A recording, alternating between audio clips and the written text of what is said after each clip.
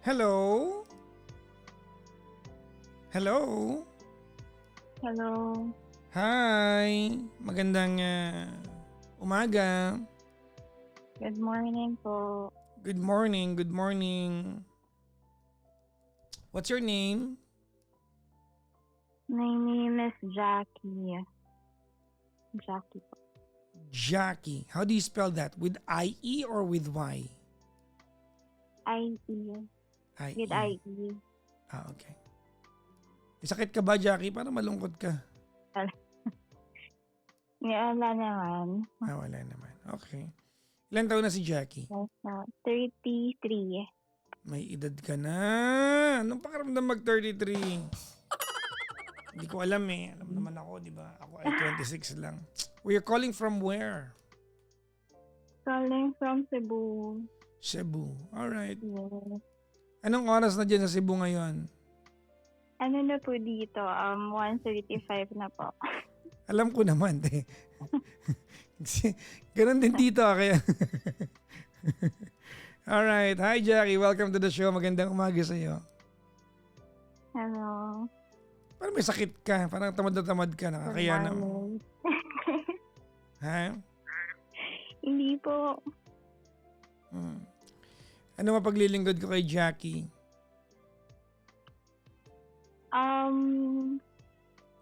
Ano kasi, Papa Jack? Papa Jackson. Last week kasi may nalaman ako about my husband na so 1 year pa lang kaming married. Okay. And then nalaman ko na meron siyang ininvestan. Nag-invest siya to someone ng malaking pera, and then suddenly this guy nahihirapan magbayad sa kanya. Okay. So, hindi ko alam ngayon kung ano yung gagawin ko. Bakit? How is this your problem? Kasi I think yung problema niya dapat problema ko rin kasi mag-asawa. Okay. And kung nahihirapan siya right now dun sa sitwasyon, nahihirapan din ako. And nalaman ko lang siya last week, and then it's been a year na pala na ongoing yung transaction nitong dalawa. Okay. Would you give me a little bit of context? Your husband invested significant amount of money to guy? Yes. Yung pag sinabing significant amount of money, magkano yun? Malaki eh. Like 7 figures? Millions po. Millions. How much? How many millions? 3 million, and then pinapaikot siya. Magkano? 3 million? Oo. Laki nga. May 3 million kayo. Kahit na 100,000 lang oh. Hindi sa akin yun. Kanya. Oo. So, plus yung interest pa na nag-accumulate per month. And then suddenly, itong guy is medyo na-scam daw ng someone. So, ang kwento kasi ng husband ko, yung pera na gagamitin sana nung guy dun sa project is hindi pala yun yung nangyari. So, nag-invest yung guy sa ibang project, hindi dun sa in-expect ng husband ko na sana din. So, parang construction ito, ganun. Yes, yung construction siya. Pero kasi yung scammer daw is sa may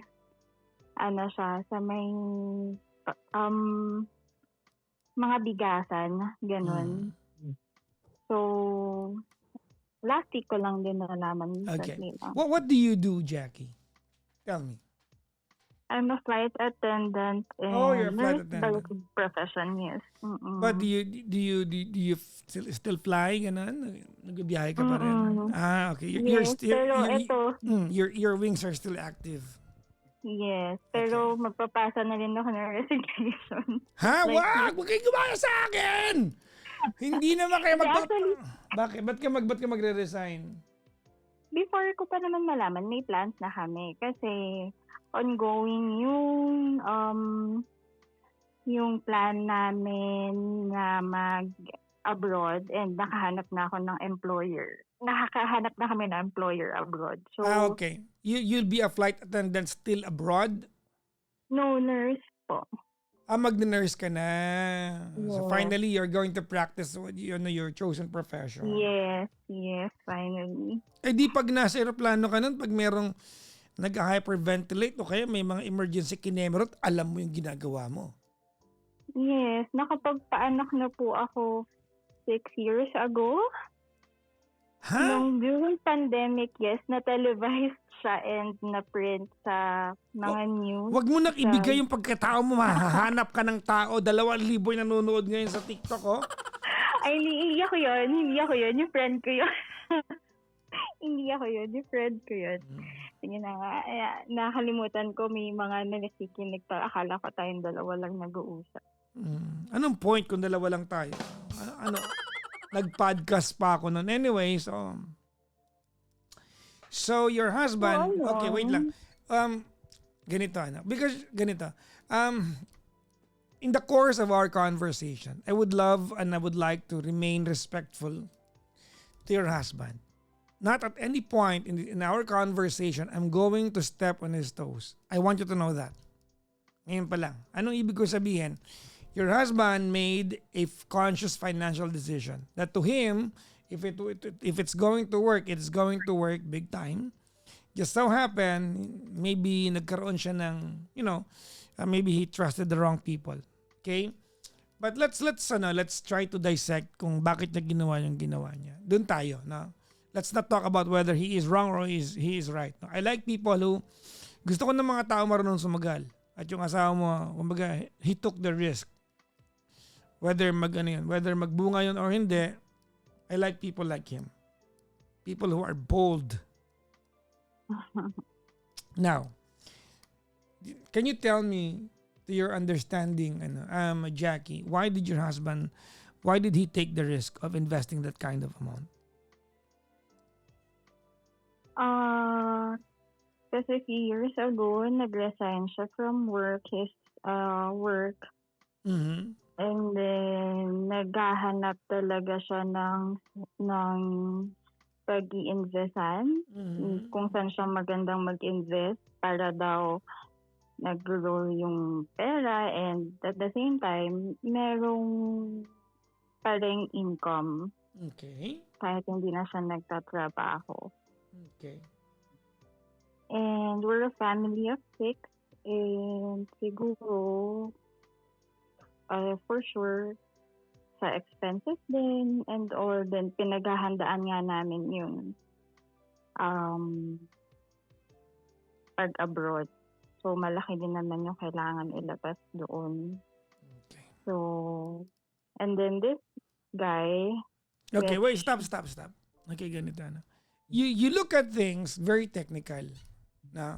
Very technical. Before you got your heart broken that your husband was conned by another guy, you have to remember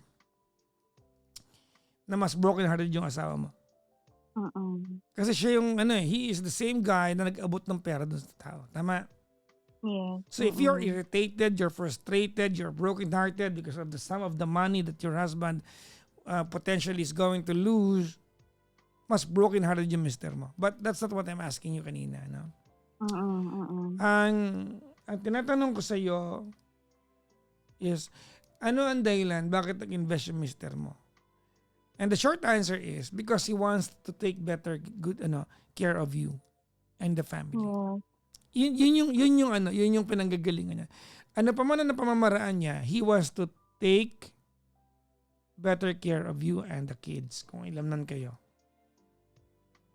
Gusto kanya maalagaan.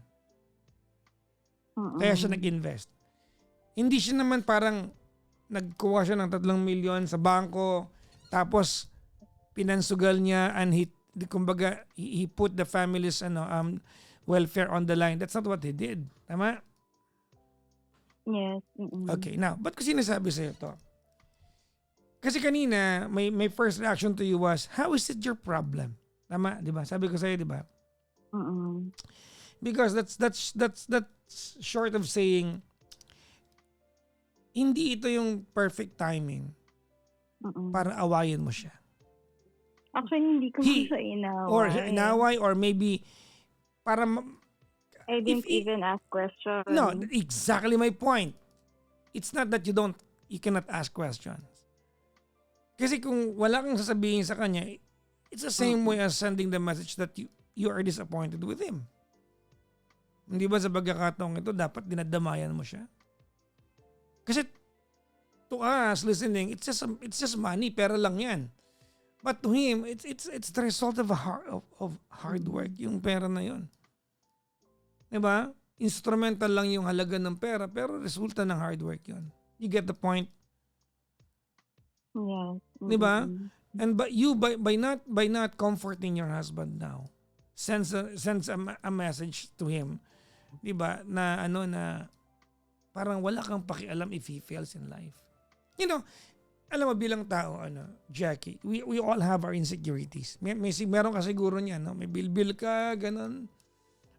Di ba? I mean, that's your insecurity eh. That's your version of insecurity. Di ba? What happens if one day you ask your husband, bakit ba yung bilbil ko? At di kanya kinomfort. Tinignan ka lang niya. Will you be offended? Yes. Exactly. That's his version. By you na hindi ka dumadamay sa pinagdadaanan niya ngayon, you are sending a very bad message to him. Yes, pero kino-comfort ko naman siya from the day na sinabi niya sa akin. Okay naman pala. So, we're in good terms naman. Well, alam mo, I think if your husband is bold enough to invest that sum of money, I'm sure he will get out of it. He is wise enough to get out of it.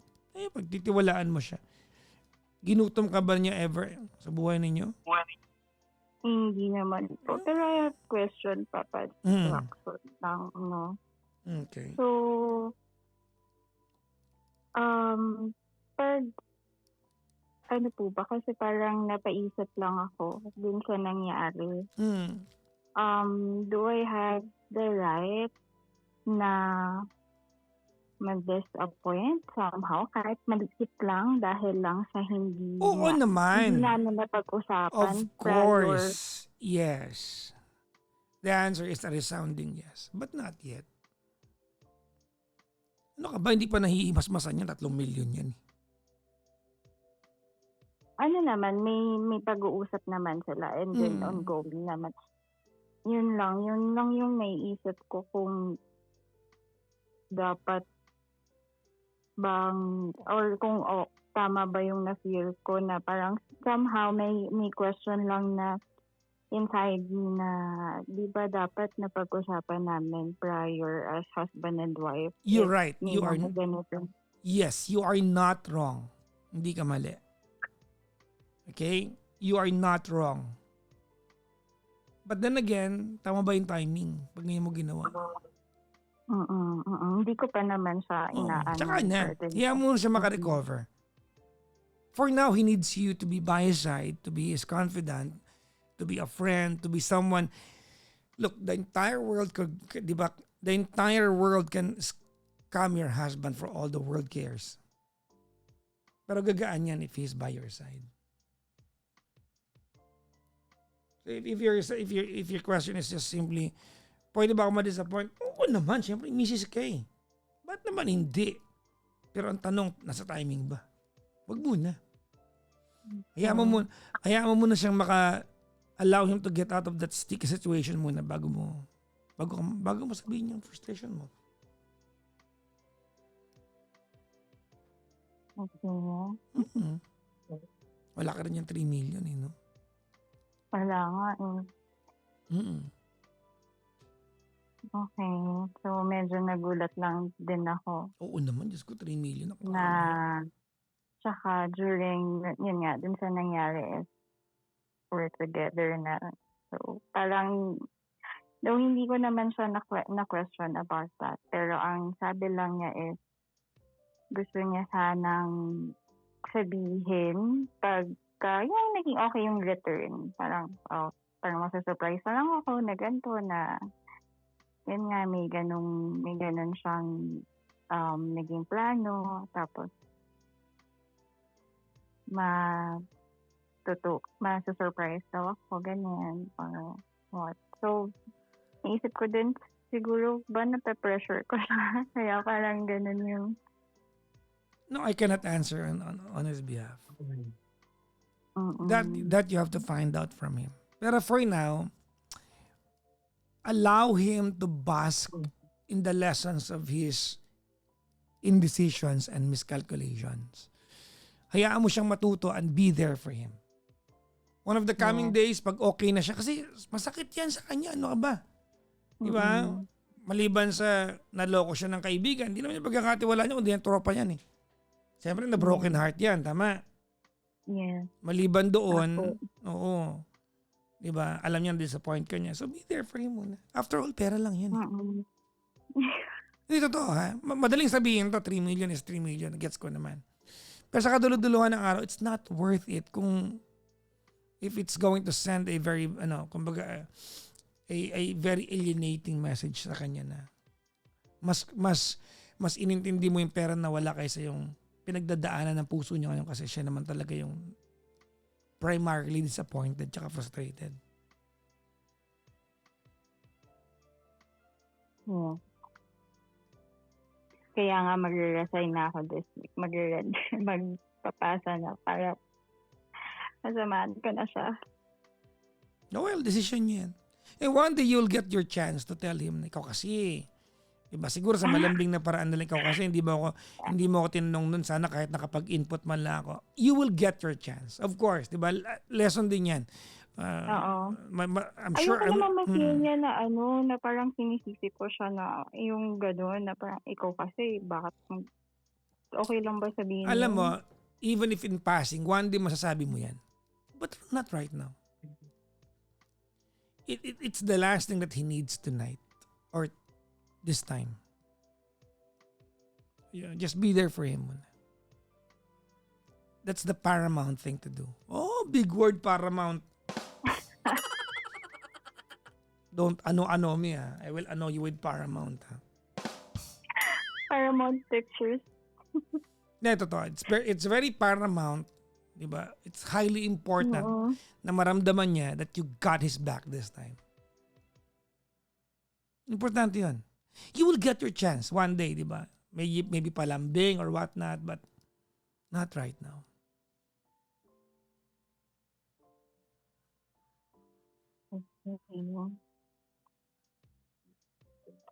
All right? Yes. Thank you so much.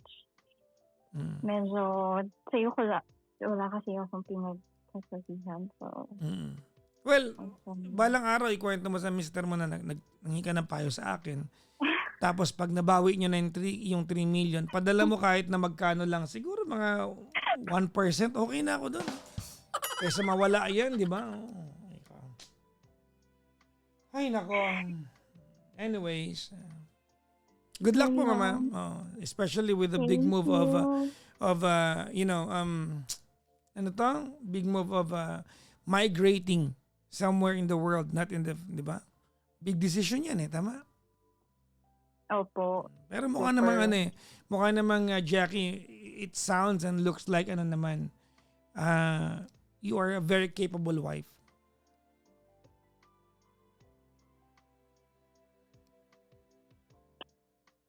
Sabi ko nga, anong bang pwedeng pagkakitaan ngayon na 6 digits a month? Sobra. para mabili. Ganun na yung mga naiisip namin. Para lang, ang dami kasing na-hold na Anyways, ingat ka palagi in regards to your husband. Thank you. Okay, anyway, salamat po sa pagtawag. Thank you din po. Good night. Bye-bye. Bye-bye.